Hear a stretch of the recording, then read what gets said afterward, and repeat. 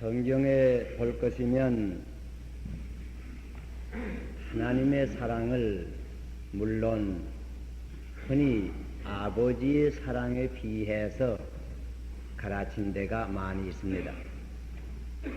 가령 시편 103편 13절에 읽어보면 아비가 자식을 불쌍히 여김 같이 여호와께서 자기를 경외하는 자를 불쌍히 여기시느니라 하는 그런 말씀이 있습니다.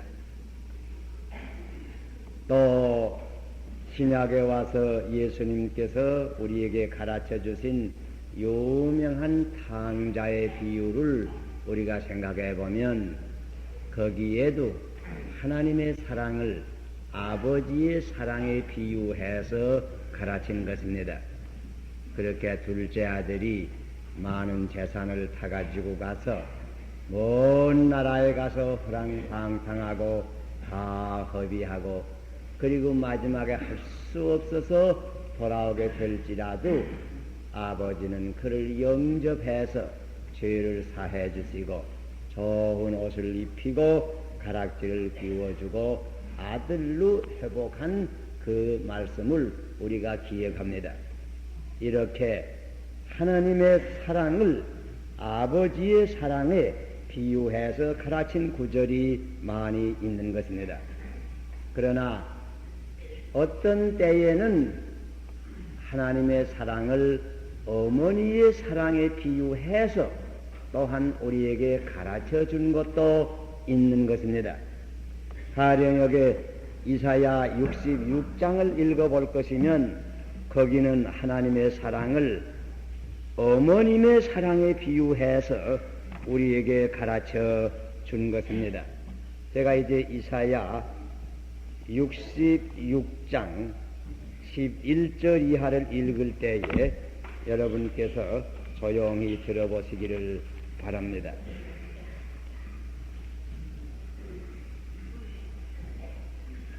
이사야 66장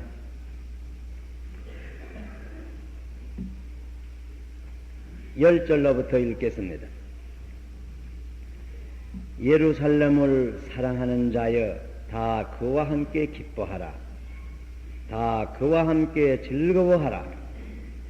그를 위하여 슬퍼하는 자여 다 그의 기쁨을 인하여 그와 함께 기뻐하라.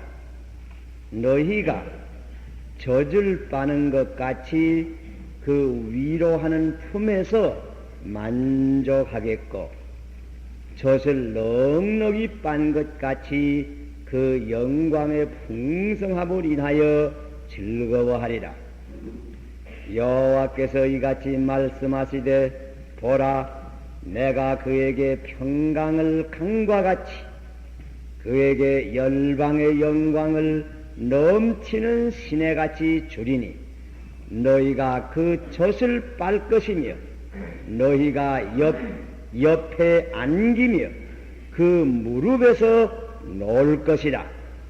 어미가 자식을 위로함 같이 내가 너희를 위로할 것인즉 너희가 예루살렘에서 위로를 받으리라. 자, 여기 볼 것이면 하나님의 사랑을 어머니의 사랑에 비유해서 가르쳤습니다. 너희가 그 젖을 빨 것이며 너희가 옆에 안기며 그 무릎에서 놓을 것이라. 어미가 자식을 위로함 같이 내가 너희를 위로하겠노라. 이와 같이 말씀했습니다. 하나님의 사랑을 그 어머니의 사랑에 비유해서 우리에게 가르쳐 주었습니다. 어떤 분이 이렇게 말하였습니다. 모든 말 가운데 가장 큰 말은, 위대한 말은 하나님이라고 하는 말이다. 가장 깊은 말은 영혼이라고 하는 말, 가장 긴 말은 영혼이라고 하는 말, 가장 빠른 말은 시간이라고 하는 말, 가장 가까운 말은 지금이라고 하는 말, 가장 어두운 말은 죄라고 하는 말, 가장 미운 말은 위선 혹은 허위라고 하는 말, 가장 넓은 말은 진리라고 하는 말, 가장 강한 말은 의라고 하는 말, 가장 부드러운 말은 사랑이라고 하는 말, 가장 단 말은 아마 달콤한 말은 가정이라고 하는 말, 가장 사랑스러운 말은 사랑이라고 하는 말, 가장 사랑스러운 말은 어머니라고 하는 말이라. 이렇게 말한 사람이 있습니다. 오늘 저녁 가장 사랑스러운 말 어머니, 가장 부드러운 말 사랑, 가장 위대한 말 하나님. 다시 말하면 어머님의 사랑과 하나님의 사랑에 대해서 잠깐 생각하고자 합니다. 어머니의 사랑이 아기에 대해서 얼마나 귀한가는 우리가 깊이 생각할 필요가 없습니다. 오늘 저녁에 우리가 모세가 어려서 강한 그 기록을 출애굽기 2장에서 읽었습니다. 아기 모세는 나지 못할 시대, 나지 못할 땅에 인간이 보기에는 잘못 났습니다. 바로의 시대, 애굽 땅에, 이스라엘 가정에 남자로 났습니다. 그때는 이스라엘 가정에 어떤 남자 아기가 난다고 할 것이면 국법으로 나일강에 던지는 때입니다. 그런 때에 모세 아기가 이스라엘 가정에서 났습니다. 이런 때에 말하자면 잘못난 아기 모세가 어떻게 죽지 않고 살았으며 어떻게 장성했으며 어떻게 그 생을 보존했는가? 그것은 한마디로 말하면 어머니의 사랑이 올시다. 석 달 동안을 몰래 가정에 숨겨두었습니다. 모세라고 아기 쪽에 울지 않았겠습니까? 우는 아기를 남몰래 숨기기 위해서 모세의 어머니 요게벳이 얼마나 안타까웠겠습니까? 얼마나 조심스러웠겠습니까? 여기에 어머니의 안타까운 사랑을 우리가 짐작할 수 있습니다.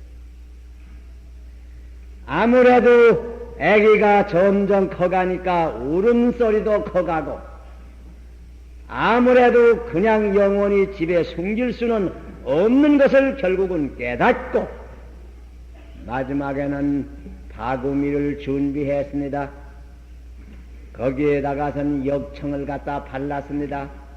그 위에다 물 못 들어오기 위해서 나무찐을 또한 발랐습니다. 좋은 물이 들어올 수 없는 바구미를 매린하였습니다.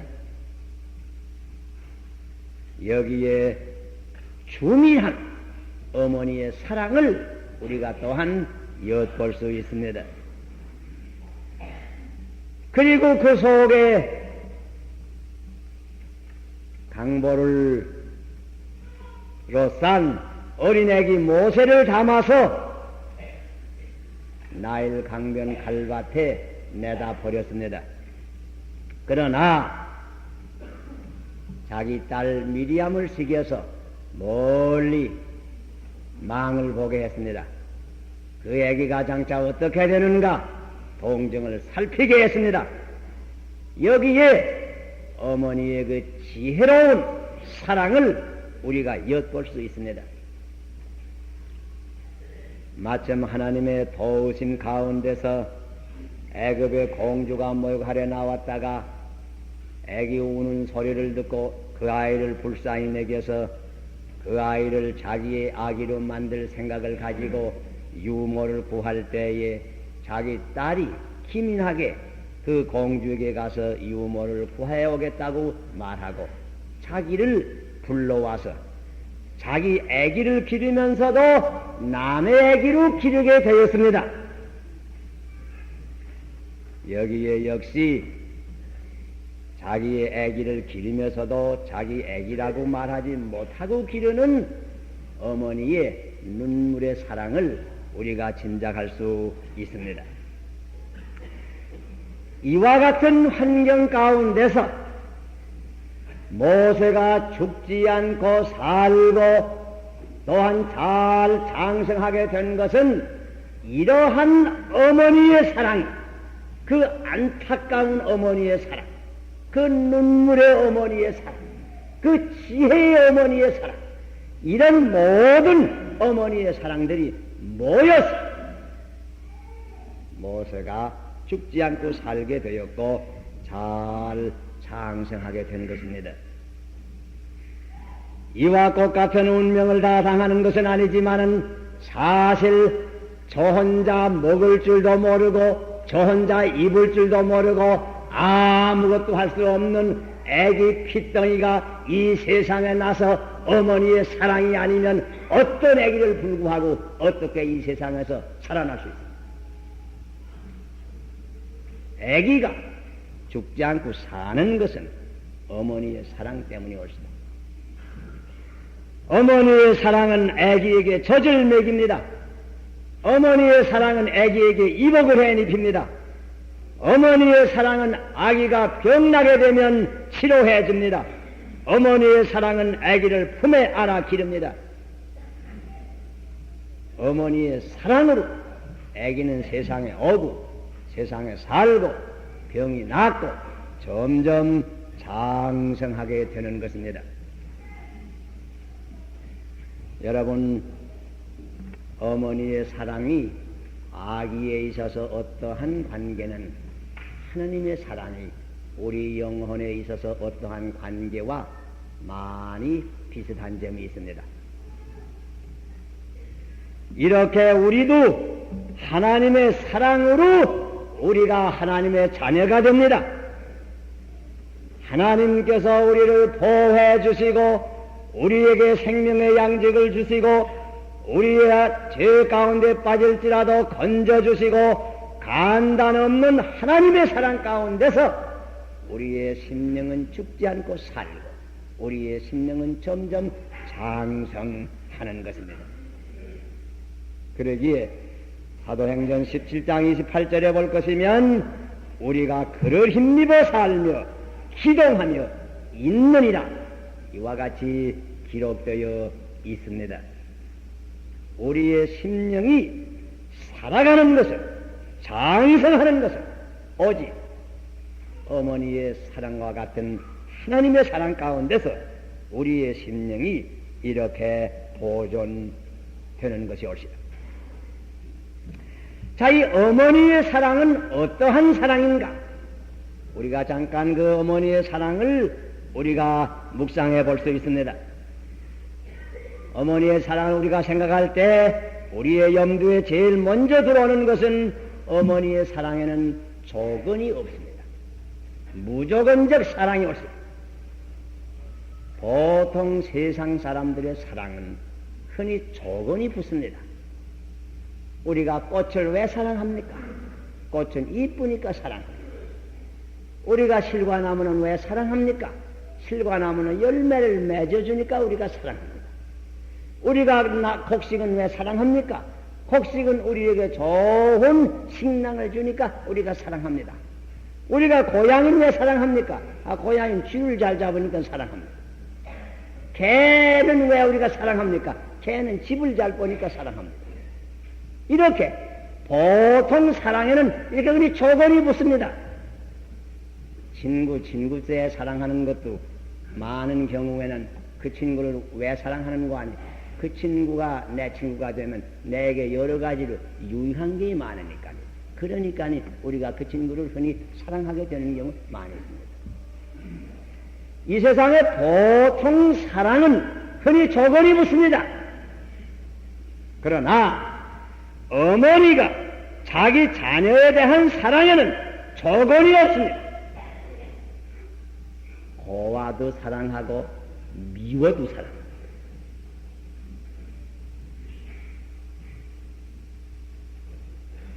잘나서도 사랑하고 잘 못나서도 사랑합니다. 튼튼해도 사랑하고 병나서도 사랑합니다. 애기 병나면 어머니가 더 사랑합니다. 자녀가 뭐에 부족하면 어머니는 그런 자녀 더 사랑합니다. 시간도 더 새깁니다. 잠도 더 못 잡니다. 부족할수록 오히려 더 사랑합니다. 이것이 어머니의 사랑이 것이다. 어머니의 사랑에는 어머니가 그 자녀에 대한 사랑에 있어서는 조건이 없습니다. 선해도 사랑하고 악해도 사랑합니다. 조건이 없습니다. 자, 이것이 어머니의 사랑의 특수한 점이 것이다. 남은 다 저까진 놈 저거 욕하지만은 어머니는 언제나 그 자녀에게 대해서 소망을 끊지 아니합니다. 오래 참습니다. 이것이 어머니의 사랑의 특수한 점이 없습니다. 여러분, 이것이 역시 하나님의 사랑이 그렇습니다. 하나님의 사랑이 조건이 붙지 아니합니다. 사랑에는 하나님께서 우리를 사랑하는 것은 우리에게 무슨 사랑할 만한 것이 있어서 사랑하는 거 아닙니다. 우리에게 무슨 잘난 것이 있어서 사랑하는 거 아닙니다. 우리가 죄인 되었을 때에 우리를 사랑하셨습니다. 우리가 하나님을 배반하고 다 양과 같이 접하려고 하나님을 배반하였을 때에 우리를 사랑하셨습니다. 우리가 다 당자와 같이 멀리 아버지를 떠나서 허랑방탕하고 죄를 많이 지었을 그때에 하나님께서는 우리를 사랑했습니다. 우리가 하나님의 원수가 되었을 때 우리를 사랑했습니다. 우리를 강할 때 사랑할 뿐더러 약하면 우리를 더욱 사랑합니다.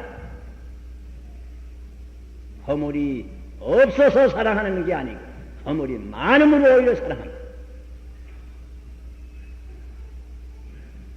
이런 양을 한 마리 찾기 위해서 99마리를 그냥 두고 산과들에 헤매이다가 이런 양을 찾을 때 너무 기뻐서 어깨에 메고 돌아와서 나와 함께 즐기자. 오늘날 내가 이런 양을 찾았노라. 그 기뻐하는 그 목자의 양에 대한 사랑, 그것이 하나님이 죄인된 우리에 대한 사랑입니다.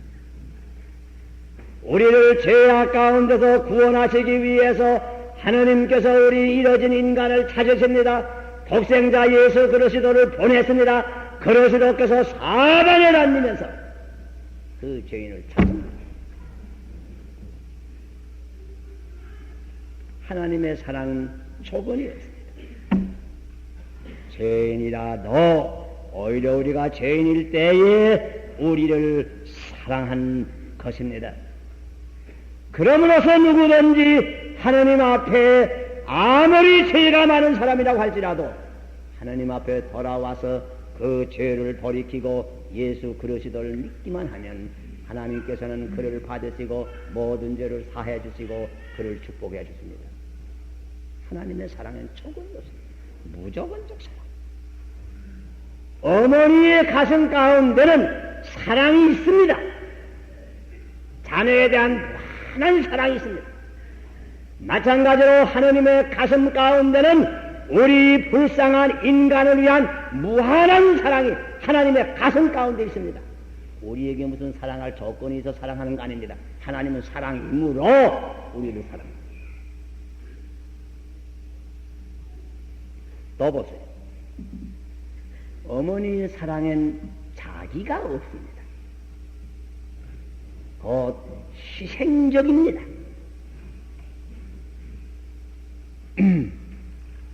지금부터 여러 10년 전에 아마도 20년 거의 된 것 같습니다.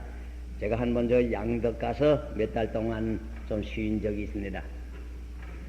그때 양덕 그 온천이 있고 거기 온천 너포로 좋은 시내가 흘러요. 경치도 참 대단히 좋고 물 맑은 곳입니다.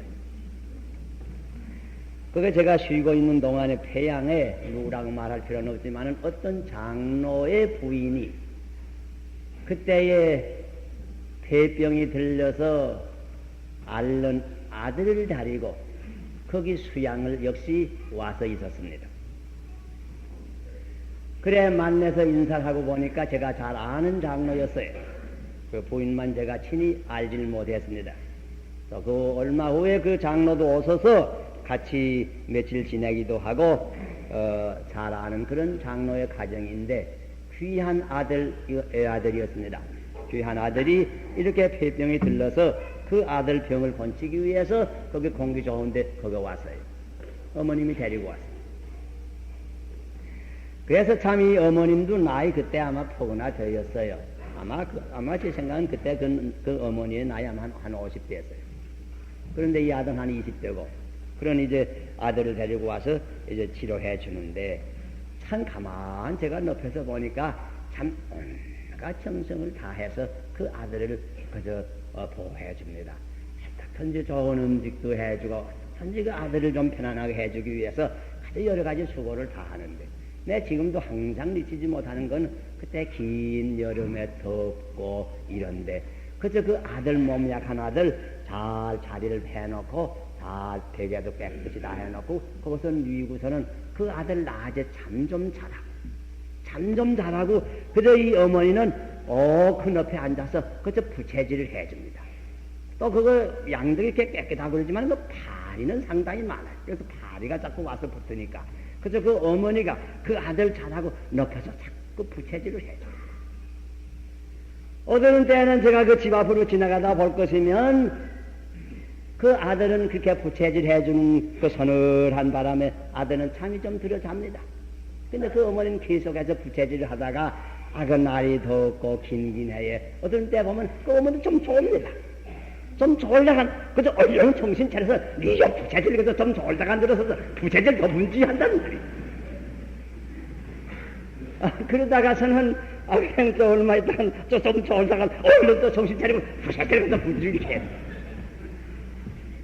내 그것 보고 천하에 참 어머니의 사랑처럼 귀한 것이 없다. 아마 우리 어머니도 나를 그렇게 저렇게 길렀겠지. 근데 참 어머니의 사랑이 어떻다고 하는 것을 그 가만한 그 모습을 보고 어머니의 사랑의 모습을 참 제가 그 모습 가운데서 볼 수가 있었고 지금까지 그 모습을 잊을 수가 없어요. 어머니의 사랑이 이렇습니다. 그 자기가 없어요. 자기는 한번 피곤해도 자기는 잠 못 자도 어떻든지 그 아들 도와주기 위해서 자기 모든 것을 희생. 여러분 사무엘하 21장 볼 것이면 이보다 더 기막힌 어머니의 사랑의 모습을 우리가 볼 수가 있습니다.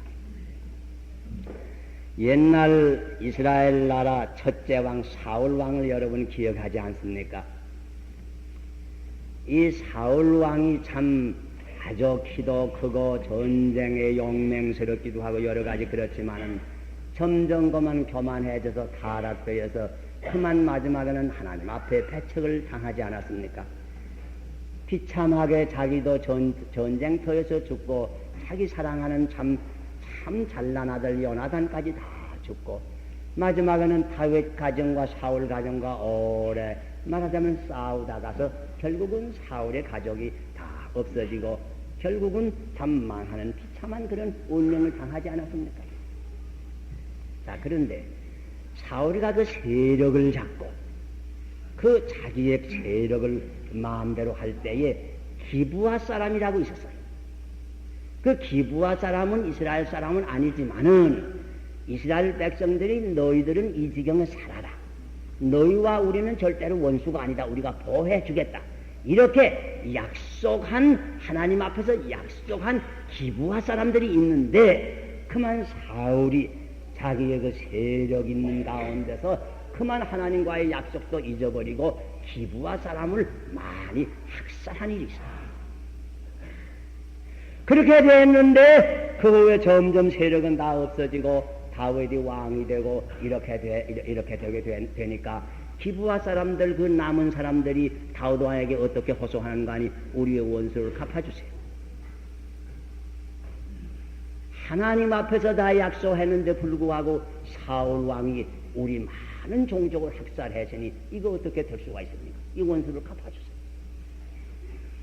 또 그때 크게 한발이 들어서 기근이 들어서 3년 동안이나 비가 오지 아니하고 참 그 큰 기근이 들었는데 이 기근으로 말할 것이면 사울왕이 이와 같이 악한 일을 했는데 이 원수를 갚아주지 아니하고 하나님 앞에 속죄하지 아니하는 까닭으로 이렇게 비가 오지 아니한다. 이렇게 다 해석이 되고 해서 기브아 사람이 다윗에게 와서 사울의 그 남은 사람들을 우리에게 내려달라. 그래서 다윗이가 그 사울의 남은 종족 가운데 남자 7사람을 기브아 사람에게 내주었어요. 내주니까 기브아 사람들이 그 사람을 잡아다가서는 나무에 목을 매여 죽였습니다. 그런데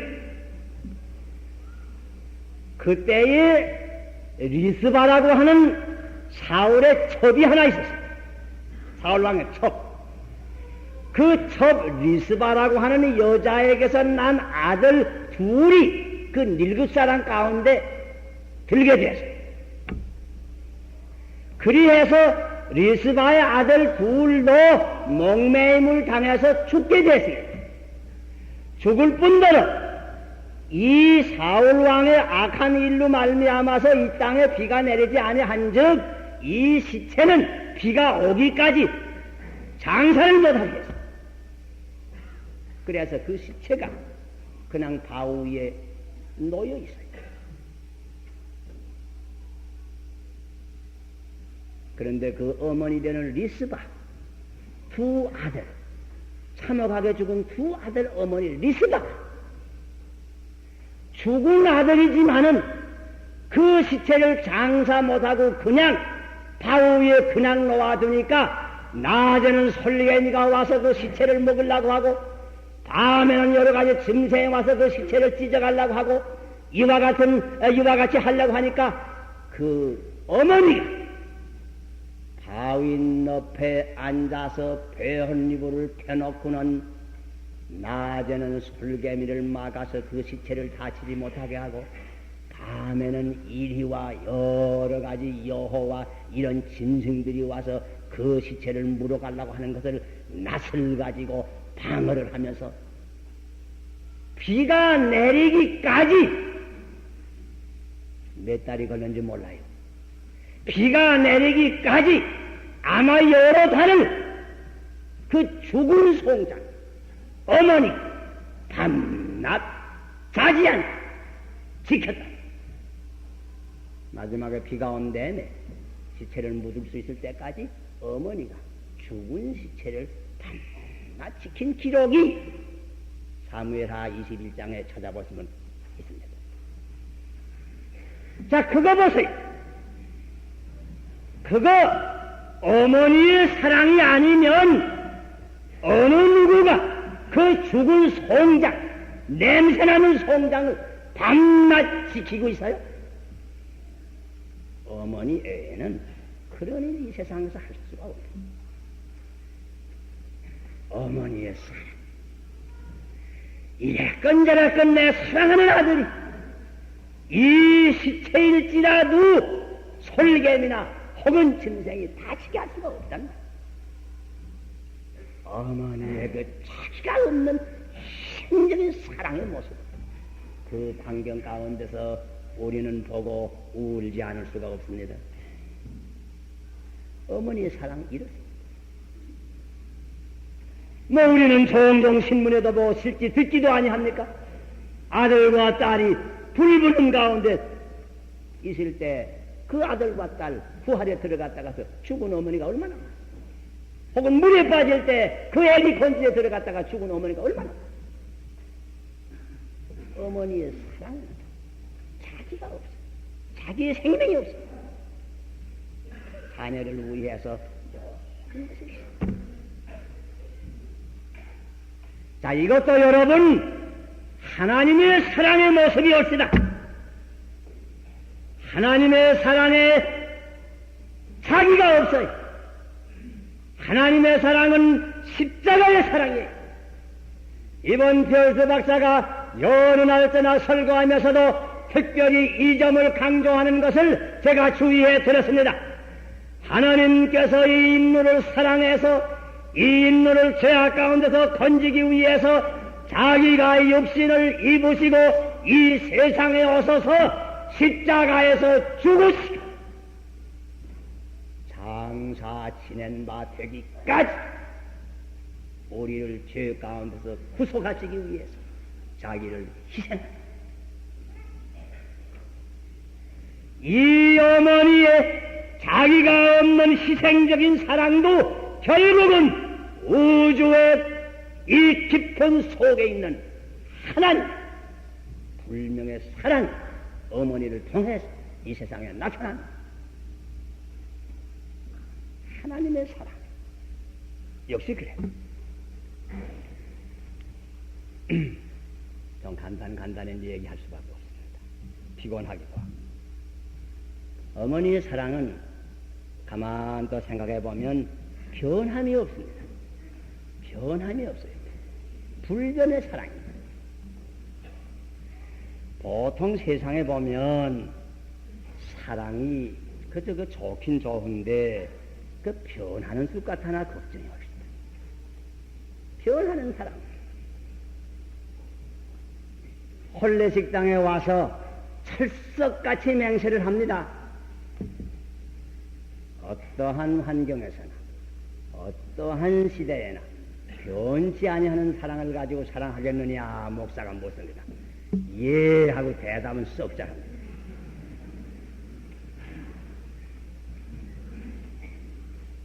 그런데 혹 3년 혹 4년 몇 해 후에 들으면 어떤 경우에는 쫓아보냈다 이런 얘기입니다.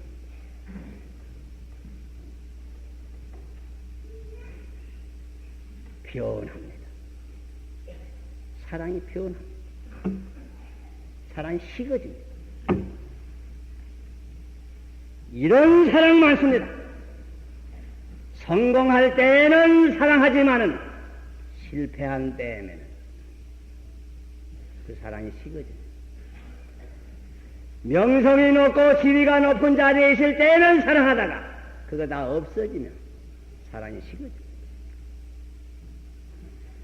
돈 많을 때에는 사랑한다 하다가 돈 다 없어진다. 그 사랑 식어져. 편안할 때에는 사랑으로서 잘 산다 하지만 병나고 돈 없을 때에는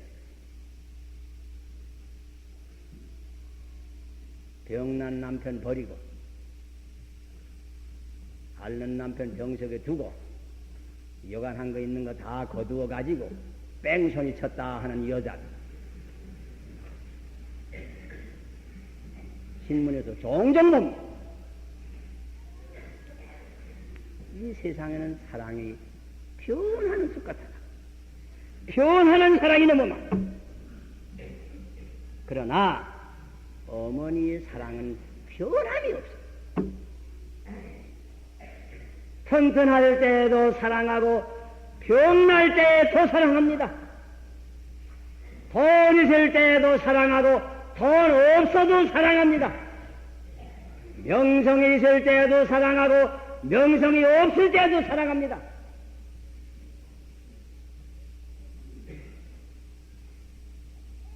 어머니의 사랑은 변함이 없어요. 아기 때도 사랑하고 아이 때도 사랑하고 청년도에서도 사랑하고 장년도에서도 사랑하고 아들은 한갑이 지내도 설랑설랑합니다. 그래서 내가 듣는 대로 어떤 어머니 아들이 한갑이 넘었는데도 늘 나갈 적마다 그 길 건너갈 때 조심하시, 길 건너갈 때 조심하라고 늘 부탁한다고. 한갑 넘은 아들 보고. 한갑이 넘어서도 사랑은, 어머니의 사랑은 변치 않습니다. 그게 어머니의 사랑이었습니다. 아무리 병들고 다른 사람은 나를 다 저버린다고 할지라도 여러분이 한 가지 확실히 믿을 수 있는 건 어머니의 사랑은 변치 않을 줄 아십니다. 변함없어. 그런 때에 더 사랑. 자, 이것이 어머니의 사랑의 특색이었습니다. 나는 부효해도 어머니는 그냥 나를 사랑합니다. 그게 어머니의 사랑. 그러게 이런 얘기 있지 않소? 어제는 제일 불효한 자식이 어머니 보기 싫다고. 아이야, 이건 뭐 밥만 먹고 뭐 아무것도 일도 못하고. 아야, 내가 버리 갔다 하고서는 지게다 지고선 멀리 산골짜기 멀리야 도로 못 올 때야 갖다 내버리 갔다 하고선 밤에 멀리 지어다가서 내버렸다. 그 돌아오려고 하니까니 그 내버림 받은 어머니가 야, 너 그 꼬불꼬불한 길에 길을 잘 찾아가갔네. 내가 이거 시를 내가 쥐고 여기까지 왔는데 요 시를 버릇 쥐고 요 실길을 찾아서 내 집으로 잘 돌아가라고 그러더라.